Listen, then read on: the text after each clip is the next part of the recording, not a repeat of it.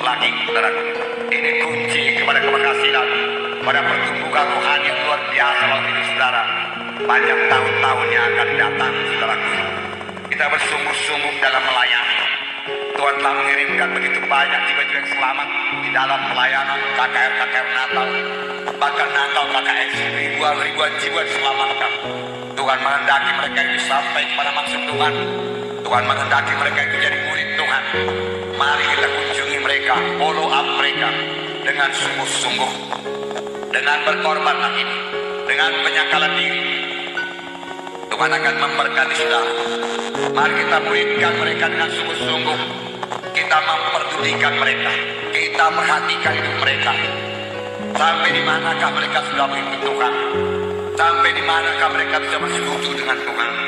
Sampai di manakah mereka berani bersaksi untuk Tuhan? Kita bisa membantu mereka. Kita yang lebih tua rohani daripada mereka.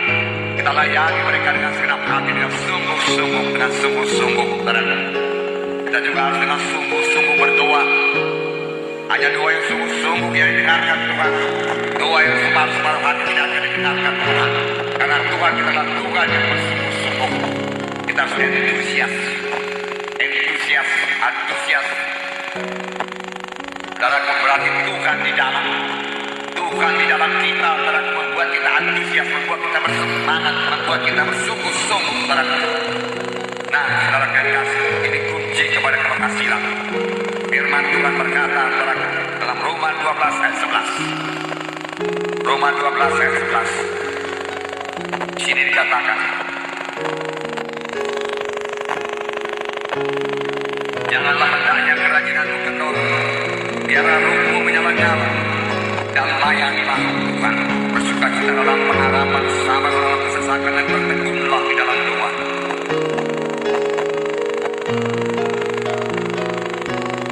Puji Tuhan, saudaraku, di sini dikatakan jangan hendaknya kerajinanmu kendor.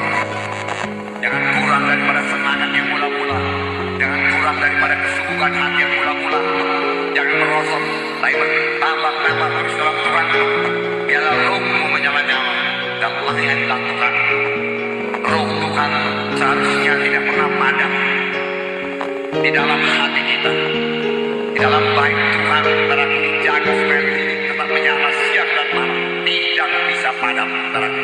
Itu gambaran roh kudus, saudara, yang ada dalam hati kita, tidak pernah padam, lalu menyala-nyala, lalu tergerak oleh belas kasihan, lalu menjadi pembawa damai, lalu penuh dengan kasih Tuhan, lalu bersekutu dengan Tuhan, lalu hidup dalam terang Tuhan.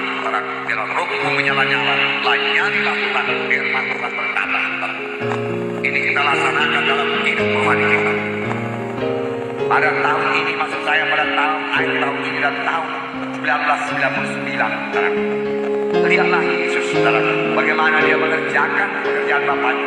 Dia mengerjakan pekerjaan Bapaknya dengan segenap hati, dengan kesungguhan hati. Yohanes 4 ayat 34. Saya membacakan kepada saudara. Yesus berkata kepada mereka, kata Yesus kepada mereka, makananku ialah melakukan kehendak Dia yang mengutus aku dan menyelesaikan pekerjaannya. Bukankah kamu mengatakan empat bulan lagi tibalah musim menuai? Tapi aku berkata kepadamu, lihatlah sekelilingmu dan pandanglah ladang-ladang yang sudah menguning untuk dituai. Sekarang juga penuai telah menerima upahnya dan mengumpulkan buah untuk hidup yang kekal, sehingga penabur dan penuai sama-sama bersukacita. Yesus sebenarnya sudah lapar secara badani, tapi di pinggir sumur Samaria itu ada seorang perempuan berdosa yang perlu diselamatkan, dan Yesus merasa perlu memberikan firman Tuhan kepadanya supaya dia selamat. Dan pada waktu itulah murid-murid datang membawa makanan kepada Tuhan Yesus.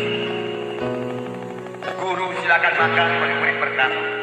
Tapi Tuhan Yesus berkata, ada pada makanan, yaitu untuk melakukan kehendak Dia yang mengutus aku dan menyelesaikan pekerjaannya. Aku harus mengerjakannya dengan segera-segera, karena waktunya singkat. Tuhan Yesus berkata. Maka Tuhan Yesus berkata, lihatlah sekelilingmu. Kamu berkata 4 bulan lagi baru mesti menuai. Itu tuaian gandum, Tuhan Yesus berkata. Tetapi lihatlah sekelilingmu, pandanglah ladang-ladang rohani, pandanglah ladang jiwa-jiwa yang sudah menguning, semua siap sedia untuk dituai. Dan dalam Ibrani 12 ayat 2 dikatakan, itu tekun menikung salib. Marilah kita melakukannya dengan mata yang tertuju kepada Yesus, yang memimpin kita dalam iman, yang membawa iman kita kepada kesempurnaan, yang dengan mengabaikan kehinaan, tekun menikung salib, yang dibuka kita yang sediakan bagi Dia, yang sekarang duduk di sebelah kanan takhta Allah. Dia tekun menikung salib. Dia tahu hasil salib itu, saudaraku, jiwa-jiwa diselamatkan, saudaraku. Dia angkat salib, saudaraku. Memang di sini dikatakan dia akan duduk di sebelah kanan Allah Bapa. Tetapi tidak berapa kali dalam Alkitab dikatakan sebelah kanan Allah Bapa, saudaraku, hanya beberapa kali. Tetapi hati ini tergerak oleh belas kasihan melihat jiwa-jiwa itu berkali-kali dikatakan. Jadi apakah yang terutama menghidupkan hati ini? Belas kasihan kepada jiwa-jiwa yang terhilang, kasih kepada jiwa-jiwa yang masuk neraka, kasih kepada jiwa yang sakit menderita. Itu yang menggerakkan hati Yesus, saudaraku, sehingga pada akhir hidupnya dia tekun menikung salib. Ingin apa yang terakhir terbesar pada umat manusia,